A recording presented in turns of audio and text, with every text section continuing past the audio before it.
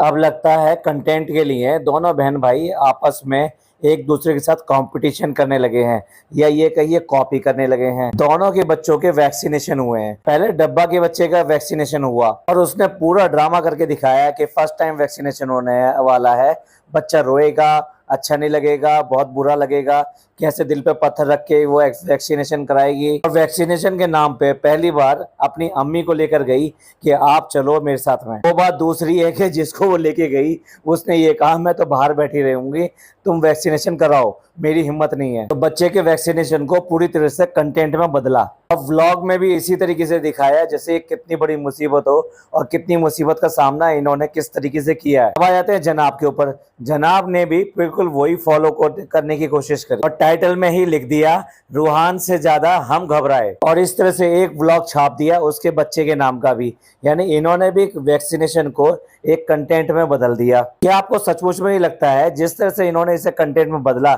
इसकी जरूरत थी, या वाकई में ये वाला टाइटल डालना जरूरी था, घबराए? क्योंकि घबराने के ऊपर जो कॉपीराइट है वो तो डब्बा का है। पर चलो ये तो घर का मामला है, अगर भाई ने ले लिया तो क्या फर्क पड़ता है। देखा जाए तो बच्चे की परवरिश, बच्चे की इस तरह की एक्टिविटी के बारे में मैडम की तरफ से व्लॉग आना चाहिए था, लेकिन जनाब है, जनाब को सारा कंटेंट खुद अपने व्लॉग में चाहिए। अब देखिए, देखने वाली बात यह है कि बच्चा जो है 2 साल का हो गया और इस 2 साल में एक दो नहीं ना जाने कितने वैक्सीनेशन इस बच्चे के हुए होंगे। और सच बात है ये याद करके कि कितने वैक्सीनेशन के व्लॉग आपने देखे हैं इस बच्चे के, पर आपको वो व्लॉग देखने को नहीं मिलेंगे क्योंकि स्टार्टिंग में एक व्लॉग में वैक्सीनेशन की बात बताई थी, उसके बाद में कोई बात नहीं बताई इन्होंने, और उसके बाद में ऐसे ही वैक्सीनेशन होते गए।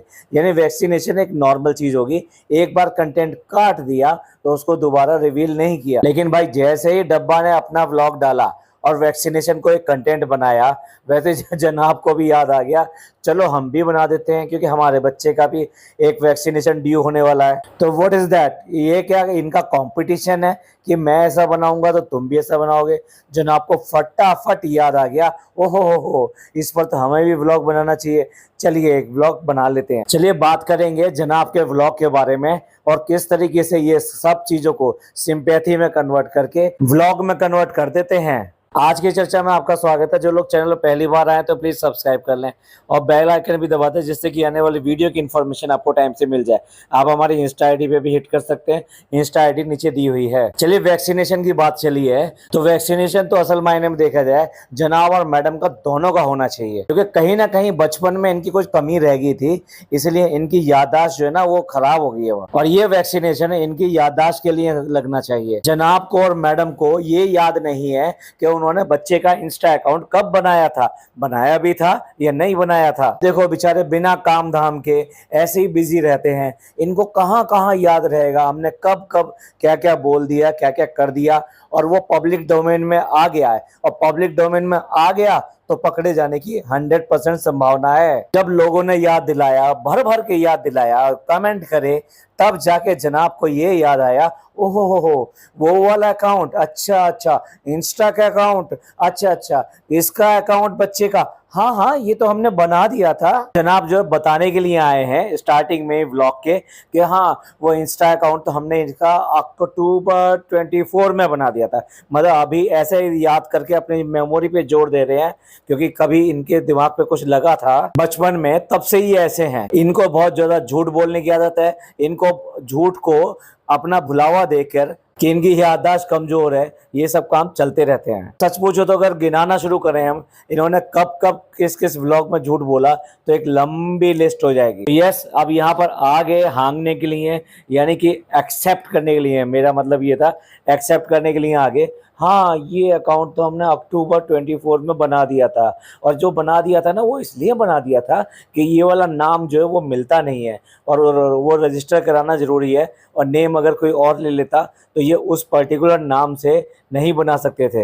ये कोरा इनका बहाना है कि अगर ये रूहान इब्राहिम के नाम से अगर पहले नहीं कर देते और किसी ने इसी नाम से अकाउंट बना लिया तो ये वाला नेम इनको नहीं मिल पाता। बहुत सारी अकाउंट ऐसे बनते हैं कि उनमें जब ओरिजिनल नाम उनका एग्जैक्टली नहीं मिलता तो वो उसके आसपास के नाम को मिलाकर ऐसा नाम बना देते हैं।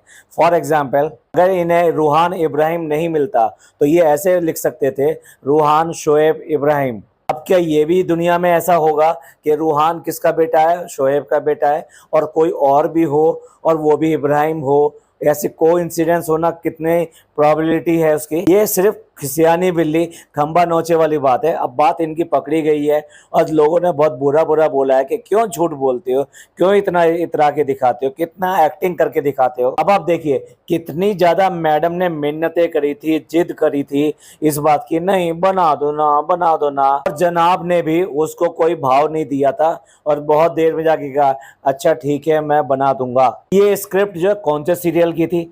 इसीलिए जब तुम ये सीरियल के अंदर इस तरह से एक्टिंग करके झूठ झूठ दिखाते हो तो कौन कैसे विश्वास कर ले कि व्लॉग में जो बाकी बातें दिखा रहे हो वो एक्टिंग नहीं है तुम्हारी, वो स्क्रिप्ट नहीं है तुम्हारी। शर्म भी नहीं आती इस बात के ऊपर? बार बार झूठ बोलते हो, कई बार झूठ बोल चुके हो, लोग कैसे विश्वास करेंगे? मैडम की याददाश्त को क्या हो गया था जिसलिए उन्होंने जो जिद करना शुरू कर दिया? और फिर जनाब की याददाश्त को क्या हो गया था? जनाब एक बार ये भी कह सकते थे हाँ एक अकाउंट बनाया तो था, चलो मैं देखता हूँ, और उसी को एक्टिव करते हैं या देखते हैं कोई दूसरा अकाउंट बनाए। असल में झूठ भी ऐसे बोलते हैं कि कोई तो बात ऐसी बोलते हैं जिससे कल को अगर झूठ पकड़ा जाए तो ये बोल सकेंगे हाँ हाँ ऐसा हुआ था, हमने झूठ का बोला था, हमने तो ये बोला था कि पहले से था, और हम देखते हैं कि उसी को चलाएंगे या कोई और नाम से अब लेंगे। पर हर चीज का नयापन रखने का इनको बीमारी है, ब्लॉगर्स को बीमारी है, इसीलिए झूठ पे झूठ, झूठ पे झूठ बोलते रहते हैं। अब आप लोग ही कमेंट करके बताएं कि इनके ऊपर विश्वास करेंगे या नहीं करेंगे, या आपको लगता है कि ये इस तरीके से जहां भी आपका शक होगा आपको लगेगा इन्होंने क्या बोला, इन्होंने झूठ बोला है। असल में इनको जो याद आया इंस्टा अकाउंट, वो इस बात से याद आया कि डब्बा ने अपने बच्चे का पैदा होती 1 महीने के अंदर अंदर ही इंस्टा अकाउंट बना दिया। अभी इतने छोटे छोटे बच्चों की, दोनों ही बच्चे इतने छोटे हैं कि वो इंस्टा अकाउंट हैंडल नहीं कर सकते, तो क्या जरूरत थी उनकी इस तरह से इंस्टा अकाउंट बनाने की? भाई ये क्या सोचते हैं? मैं ये कह रहा हूँ ऐसा कौन सा दिन आएगा कि बच्चा पैदा होगा और पैदा होने के बाद में अपने पैदा होने की इंफॉर्मेशन खुद अपडेट करेगा या अपलोड करेगा? ये लोग तो फिर भी 1 महीने और 2 साल या 1.5 साल बाद बना रहे हैं। एनीवे वो तो फ्यूचर की बात है, फ्यूचर में क्या होगा। डब्बा के अकाउंट को देखकर, यानी डब्बा के बच्चे के अकाउंट को देखकर इनको लगा कि अब हमको अपने बच्चे का अकाउंट भी डिक्लेयर कर देना चाहिए, उस पर काम करना चाहिए। दोनों माँ बाप के बस की आज की डेट में कुछ भी नहीं रहा है अपने बूते पर ब्लॉग चला पाना। ऐसे लग रहा है जैसे इनकी हिम्मत हार गई है कि अगर ब्लॉग डालेंगे तो वो इसी तरह से ट्रेंडिंग होंगे, वो अच्छे बनेंगे, लोग पसंद करेंगे, लोग लाइक करेंगे और उनके ऊपर टूट कर पड़ेंगे। इसलिए आज की डेट में अंधे की लकड़ी की तरह से, अंधे की लाठी की तरीके से इनका सहारा सिर्फ और सिर्फ ये बच्चे हो रहे हैं।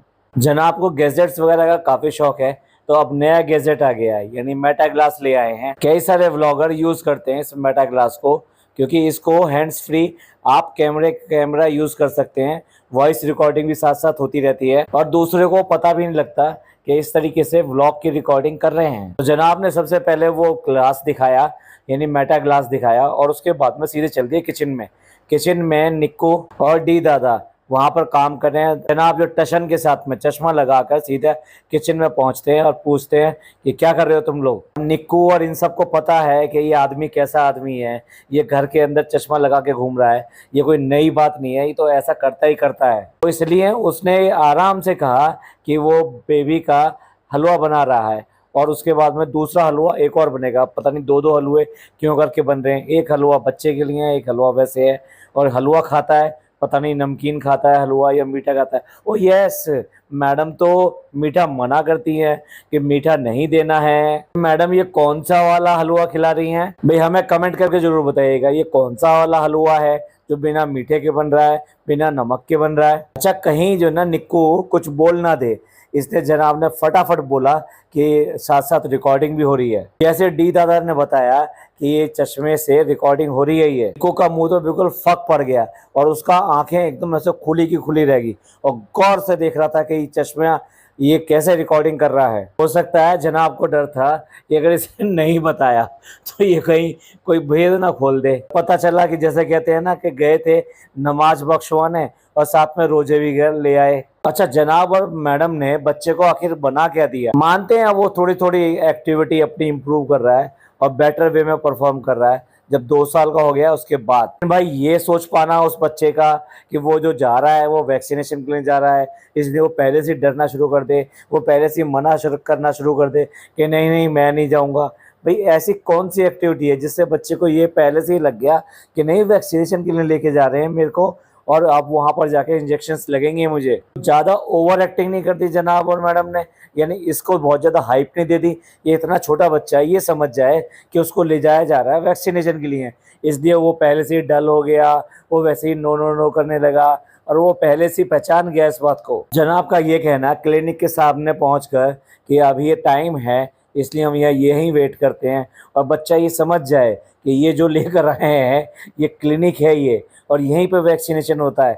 जनाब ये तो कुछ ज़्यादा हो गया। आप लोग बताइए आप क्या सोचते हैं कि वास्तव में अगर डॉक्टर के क्लिनिक के बाहर वो भी इसके जैसा बच्चा जिसकी ग्रोथ जो थोड़ी सी स्लो है वो ये समझ जाए कि यहाँ पर मेरे को वैक्सीनेशन के लिए लेकर आया गया है, अगर सचमुच में बच्चे को ये पता है कि यहाँ वैक्सीनेशन के लिए आया है, तो इसलिए जब वो पूछ रहा है कि यहाँ पर क्यों आया है तो बच्चा को बताया गया है, इसलिए वो बोल देता है इसमें हाई करने के लिए आया है। बच्चे को नहीं पता आप वैक्सीनेशन के लिए लेकर आए हो, या पोलियो ड्रॉप पिलाने लेकर आए हो, या फिर यहाँ पर घूमने फिरने के लिए लेकर आए हो, या फिर आप अपनी शॉपिंग करने आए हो। अब जो जनाब मेडिसिन दिखा रहे हैं ये इतनी कॉमन मेडिसिन है कि अगर उसको मतलब बच्चे का ना भी हो तब भी लोग बाग आसानी से पहचान जाते हैं कि पैरासीटामोल किसके लिए दिया जाता है।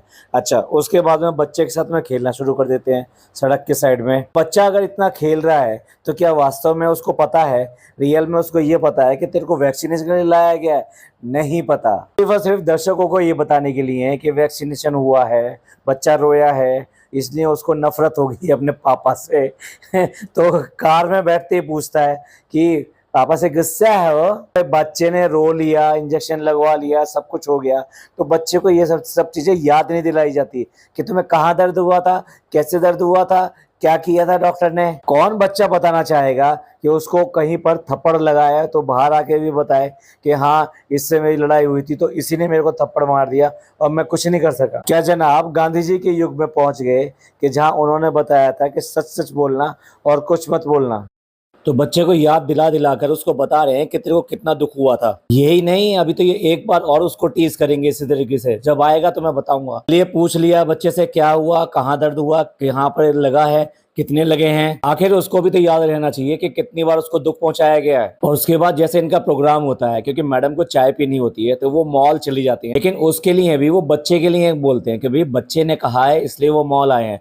भैया ये अभी नहीं, मैडम जब मास्टर शेफ में चल रही थी उस टाइम में भी बच्चे ने उसी वाले होटल का बताया था कि मेरे को इस वाले होटल में जाना है, इतने वाले फ्लोर पे जाना है, और उसके बाद में वहाँ की बालकनी में जो मूव करना है। चलिए ठीक है, कोई बात नहीं, बहुत सारी ऐसा होता है कि बच्चे के नाम का बिल फाड़ा जाता है, करना कुछ और होता है लेकिन बच्चे का नाम दे दिया जाता है। और ये लोग तो इसमें एक्सपर्ट हैं, क्योंकि ये तो इनका मेन कंटेंट रहता है मॉल वगैरह जाना, ये सब खाना पीना, वहाँ घूमना, और वहाँ की लाइटिंग और ये सब चीज़ें डेकोरेशन दिखाना। क्योंकि इन्हें कुछ लेना नहीं था, कुछ काम नहीं था, लेकिन बस सिर्फ ऐसे ही मॉल चले गए क्योंकि कुछ कंटेंट ऐड होता है। अब मॉल में एक पियानो दिखा के लेकर आता है डी दादा। अब भाई बेटे की फरमाइश है तो क्यों नहीं आएगा, तो एक पियानो लेकर आते हैं, लेकिन उस टाइम में ही जब डी दादा है तो डी दादा के थ्रू फिर दोबारा उस बच्चे को याद दिलाते हैं कि भाई ऐसे जब मैं मॉल में गया था ना तो 10 मिनट में ना इतना इसने शोर मचाया था, और आज तो इसके साथ में डी दादा भी थे। डी दादा हम ही भरते हैं, ओ यार मेरे को क्यों ले गए आप अंदर,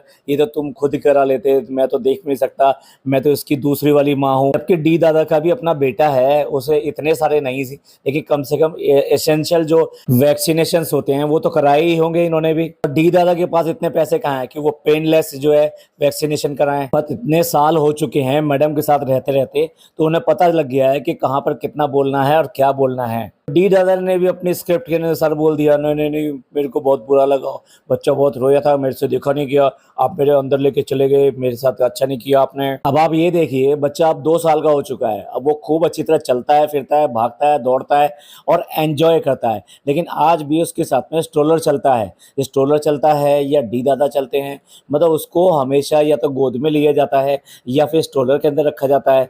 बच्चे को ग्रो करने का मौका नहीं दोगे तो उसकी डेवलपमेंट्स फास्ट कैसे होंगे। मानते हैं वो स्लो था, लेकिन अब जो एक्टिविटी वो पूरी कर चुका है, अचीव कर चुका है, उसको दोबारा से करने की क्या जरूरत है। उसको जितना हो सके उसको भागने दीजिए। मैंने तो अक्सर देखा है जो बच्चे जो चलने लगते हैं वो मॉल में इधर से उधर टेढ़े मेढ़े कहीं पर भी घूमना शुरू कर देते हैं और बहुत एंजॉय करते हैं, और उनके पेरेंट्स भी एंजॉय करते हैं इस बात को देखते हुए कि बच्चे को कितना अच्छा लग रहा है, क्योंकि लॉट ऑफ लाइटिंग्स होती हैं वहाँ पर, हर चीज़ बच्चे को बहुत अट्रैक्ट करती है। या आज भी उसको या तो गोदी में रखेंगे या फिर स्ट्रोलर लेकर चलेंगे, स्ट्रोलर में बैठाकर और लिटाकर उसको लेकर चलेंगे। इस तरह से मैडम और जनाब को भी कुछ चाय पकड़ा दे इनके हाथ में, वही काफ़ी है। वही चीज़ें क्या बच्चे में डेवलप करना चाहते हैं, ये तो अच्छी पेरेंटिंग नहीं हुई। पेरेंटिंग क्या कहें इसको, क्योंकि जनाब जो है उसको बहुत रेयरली जब कैमरा ऑन होता है तभी थोड़ा बहुत ले लेते हैं। अक्सर तो वो जी दादा की गोद में दिखाई देता है, या अपनी नैनी के यानी नानी के गोद में दिखाई देता है, या स्ट्रोलर में दिखाई देता है।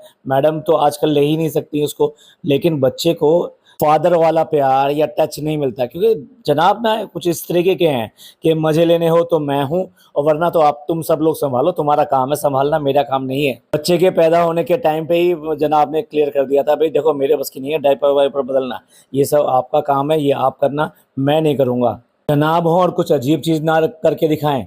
अब उनका नाश्ता चल रहा है और नाश्ता भी बड़ा अजीब है, उत्तपा है, ऑमलेट है और सांभर है। और उसके ऊपर जनाब का लॉजिक ये है कि प्रोटीन चाहिए उन्हें और साथ साथ हेल्दी खाना भी चाहिए। अब इतना अजीब अजीब हरकतें करोगे तो फिर तो निक्कू तो बोलेगा ही। और हाँ, जब इनकी ना चाय चल रही थी, जब ये मॉल में बैठे हुए थे, तो जनाब जब ये शूट कर रहे थे और बता रहे थे कि मैंने क्या खाया, डीपी ने क्या खाया और डी दादा ने क्या खाया और बच्चे ने क्या खाया, तो उस टाइम आप ध्यान से देखिए जनाब का स्टाइल बैठने का ये है कि अपनी शर्ट के आगे के दोनों बटन खोलकर, कॉलर को पीछे करके, अपना सीना दिखाकर ये सब ब्लॉगिंग हो रही है। कहाँ पे? मॉल में बैठ के हो रही है।